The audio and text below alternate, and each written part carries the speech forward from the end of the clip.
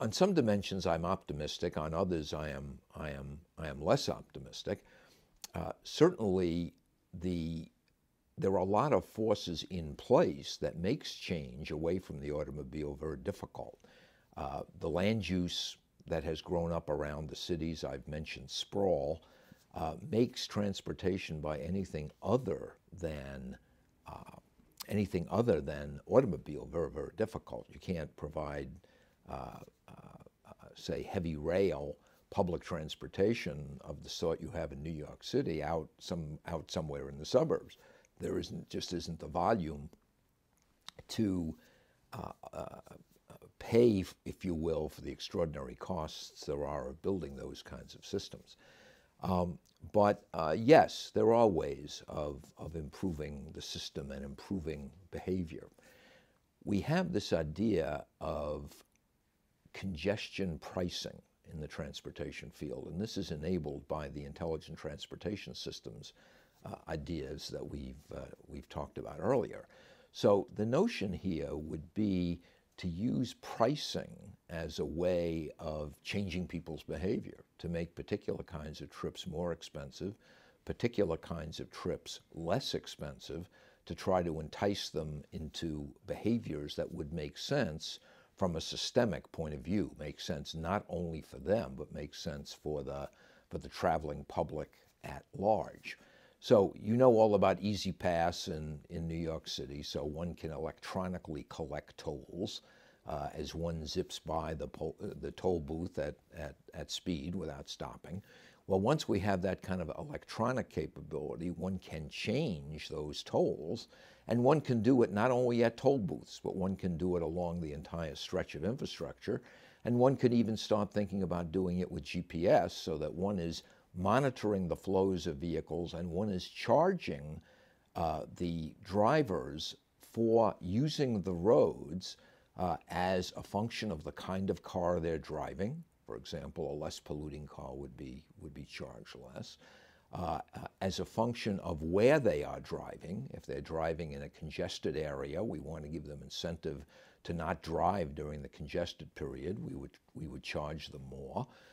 It depends on the time of day they're driving.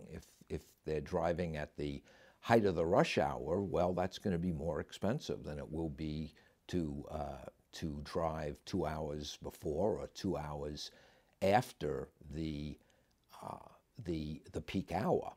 So the notion here is that by changing these prices dynamically as a function of time of day, as a function of location, as a function of vehicle type, that one can give incentives to drivers to make different kinds of decisions.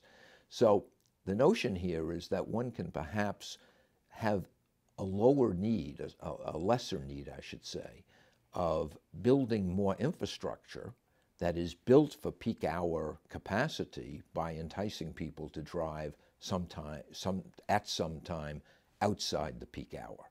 Now, that's all sounds all well and good. Politically, it's not quite so easy. One has questions, the third E in sustainability, the social equity questions. The well-heeled banker can maybe change his hours relatively easily and drive whenever he or she wants to get to work, where perhaps some blue-collar worker says to his boss, you know, I'd rather get here at 11 rather than at 9 because it'll cost me less to drive. And his boss says, we start at 9, and that's the end of that discussion. So there are equity discussions that go along with it. But this idea of universal road pricing is in fact something that I believe will happen over an extended period, perhaps 20 or 30 years, but eventually that's going to be the way we pay for this infrastructure. Rather than paying it in indirect terms through things like the gas tax, we'll pay for using the roads themselves. We have the question of different kinds of fuels that we might use that would be less polluting, and fuels that would lessen our international energy dependency on unstable regions of the world, like the Arabian Gulf, for example, where our foreign policy is to a certain extent driven by our insatiable need for that fuel. One could see a change in the mix of fuels that we are using that would make us less energy dependent, perhaps create a less polluting system. But it's going to be a long, hard slog. Our land use patterns have been developed in a particular way. The idea of the American dream of a house in the suburbs with some land and some privacy still exists in much of the country.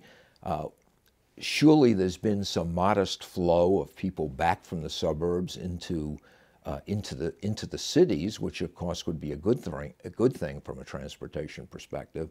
But these land use changes are very, very long-term and slow to happen. So we have to work on some of these issues in the meantime: congestion pricing and technology enhancements and so on.